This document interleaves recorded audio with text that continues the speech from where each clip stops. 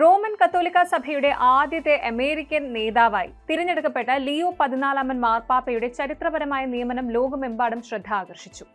നിയമനത്തിന്റെ ആത്മീയ പ്രാധാന്യത്തിന് മാത്രമല്ല, അദ്ദേഹത്തിന്റെ ശമ്പളത്തിനും അതുപോലെ അദ്ദേഹത്തിന് ലഭിക്കുന്ന ആനുകൂല്യങ്ങളിലേക്കും ശ്രദ്ധ തിരിയുന്നുണ്ട്.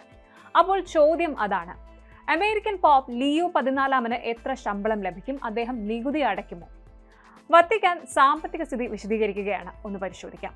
ലോകമെമ്പാടുമുള്ള 1 ബില്യണിലധികം വരുന്ന കത്തോലിക്കക്കാർ ആരാധിക്കുന്ന റോമൻ കത്തോലിക്ക സഭയുടെ പരമോന്നത തലവനായ പോപ്പ് പരമ്പരാഗത ശമ്പളം വാങ്ങുന്നില്ല. എന്നാൽ ലിയോ 14 മാർപ്പാപ്പ സമാനതകളില്ലാതെ ആനുകൂല്യങ്ങളോടെ $33,800 പ്രതിമാസ ശമ്പളം വാങ്ങുന്ന ആദ്യത്തെ അമേരിക്കൻ പോണ്ടിഫായിരിക്കും. അതായത് 28,82,992 രൂപ പ്രതിമാസ ശമ്പളം ലഭിക്കുന്ന ആദ്യത്തെ അമേരിക്കൻ പോപ്പായിരിക്കും ലിയോ 14 പോപ്പ്. അദ്ദേഹത്തിന്റെ വാർഷിക വരുമാനം ലോകത്തിലെ ഏറ്റവും ശക്തരായ ചില നേതാക്കളുടെ ശമ്പളത്തിന് തുല്യമോ അതിലധികമോ തന്നെ ആയിരിക്കും. പോപ്പിന്റെ ശമ്പളവും പിന്നെ നൽകേണ്ടി വന്നാൽ നികുതിയും അത് മറ്റ് ലോക നേതാക്കളുമായി എങ്ങനെ താരതമ്യം ചെയ്യുമെന്ന് നമുക്കൊന്ന് പരിശോധിക്കാം. US പ്രസിഡന്റിന് 4 ലക്ഷത്തിലധികം അടിസ്ഥാന ശമ്പളവും ഔദ്യോഗിക ചുമതലകൾ, യാത്ര, വിനോദം എന്നിവയ്ക്കായി പ്രതിവർഷം $1,70,000 അധിക തുകയും ലഭിക്കുന്നു. ഉന്നത വിദ്യാഭ്യാസ ലോകത്ത് യുഎസിലെ യൂണിവേഴ്സിറ്റി ചാൻസലർമാർ ശരാശരി $2.5 ലക്ഷം മുതൽ $3,72,000 വരെ സമ്പാദിക്കുന്നുണ്ട്. North western university, university of Vermont, Purdue university എന്നിവയുടെ പ്രസിഡന്റുമാരെ പോലുള്ള ചിലർ പോപ്പിന്റെ ശമ്പളത്തിനടുത്ത് സമ്പാദിക്കുന്നു. ഏകദേശം $4 ലക്ഷം വരും.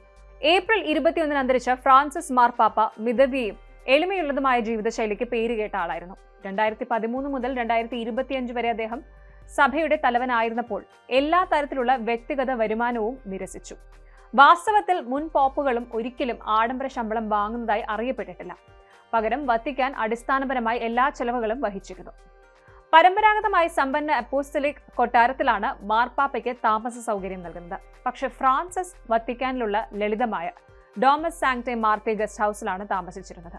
ഇനി പോപ്പിന് ശമ്പളം ലഭിക്കുന്നില്ലെങ്കിലും അദ്ദേഹം ദരിദ്രനായിരുന്നില്ല. ഫ്രാൻസിസ് മാർപ്പാപ്പയുടെ ഏകദേശ ആസ്തി 12 മില്യൺ പൗണ്ടിനടുത്താണ്. അതിൽ മാർപ്പാപ്പയുടെ ആസ്തികളും വത്തിക്കാൻ ധനസഹായത്തോടെയുള്ള സേവനങ്ങളും ഉൾപ്പെടുന്നു. വാഹനങ്ങൾ, ഔദ്യോഗിക വസതികൾ, ജീവകാരുണ്യ സംഭാവനകൾക്കുള്ള ഉദാരമായ അലവൻസ് എന്നിവ പോപ്പിന് ലഭ്യമാണ്. ഇതൊന്നും വ്യക്തിഗത ഉപയോഗത്തിനുള്ളതല്ല. വത്തിക്കാൻ തന്നെ സംഭാവനകൾ, നിക്ഷേപ വരുമാനം, ടൂറിസത്തിൽ നിന്നും വത്തിക്കാൻ മ്യൂസിയങ്ങളിൽ നിന്നുമുള്ള വരുമാനം എന്നിവയുടെ മിശ്രിതത്തെ ആശ്രയിക്കുന്നുവെന്നത് ശ്രദ്ധിക്കേണ്ടതാണ്. ലോകമെമ്പാടുമുള്ള കത്തോലിക്കക്കാരിൽ നിന്നുള്ള വാർഷിക ശേഖരണമായ പീറ്റേഴ്സ് പെൻസ് ആണ് ഏറ്റവും പ്രശസ്തമായ വരുമാന സ്രോതസ്സുകളിലൊന്ന്. പ്രതിവർഷം ഏകദേശം 20 മില്യൺ പൗണ്ടാണ് പീറ്റേഴ്സ് പെൻസ് സമാഹരിക്കുന്നത്. ഏറ്റവും വലിയ സംഭാവനകൾ US, ജർമ്മനി, ഇറ്റലി എന്നിവിടങ്ങളിൽ നിന്നാണ് വരുന്നത്.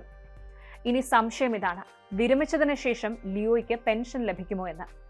തീർച്ചയായും വിരമിച്ച ശേഷം ഒരു മുൻ പോപ്പ് സാമ്പത്തികമായി സുരക്ഷിതനാണ്. ലിയോ 14 മാർപ്പാപ്പ വിരമിക്കാൻ തീരുമാനിച്ചാൽ 2,500 പൗണ്ട്, ഏകദേശം $3,300, ഏകദേശം $2,82,000 രൂപ പ്രതിമാസ പെൻഷന് അർഹതയുണ്ടായിരിക്കും. കൂടാതെ ഭക്ഷണം, താമസ സൗകര്യം, വീട്ടുജോലി സേവനങ്ങൾ എന്നിവയുൾപ്പെടെ എല്ലാ ദൈനംദിന ചെലവുകളും വത്തിക്കാൻ തന്നെ തുടർന്നും വഹിക്കും. വിരമിച്ച പോപ്പുകൾക്ക് വത്തിക്കാന്റെ മതിലുകൾക്കുള്ളിൽ താമസിക്കാനും പൊതുസമ്മർദ്ദങ്ങളിൽ നിന്ന് അകന്ന് സമാധാനപരവും സുരക്ഷിതവുമായ ജീവിതം നിലനിർത്താനും സാധിക്കും. അടുത്ത ചോദ്യം, അദ്ദേഹം നികുതി അടയ്ക്കേണ്ടി വരുമോ എന്നുള്ളതാണ്. വിദേശത്ത് താമസിക്കുന്നവർ ഉൾപ്പെടെ എല്ലാ US പൗരന്മാരും വാർഷിക നികുതി റിട്ടേൺ സമർപ്പിക്കേണ്ടതുണ്ട്. എന്നാൽ ഒരു പുരോഹിതൻ എന്ന നിലയിലും ഒരു വിദേശ രാജ്യത്തിന്റെ നേതാവ് എന്ന നിലയിലും അദ്ദേഹത്തിന് സവിശേഷമായ നികുതി ഇളവുകൾ ലഭിക്കും. വിദേശത്ത് താമസിക്കുന്ന അമേരിക്കക്കാർക്ക് പലപ്പോഴും അവരുടെ വരുമാനത്തിന്റെ ഒരു ഭാഗം US നികുതിയിൽ നിന്ന് ഒഴിവാക്കാൻ സാധിക്കും. എന്നിരുന്നാലും ഒരു വിദേശ സർക്കാരിൽ ജോലി ചെയ്യുന്നതിലൂടെ ലഭിക്കുന്ന വരുമാനത്തിന് ഈ ഇളവ് ബാധകമല്ല. ഇതിനർത്ഥം വത്തിക്കാനിലെ ഒരു ജീവനക്കാരൻ എന്ന നിലയിൽ പോപ്പ് ലിയോ ഇപ്പോഴും US നികുതികൾക്ക് ബാധ്യസ്ഥനായിരിക്കുമെന്നാണ്.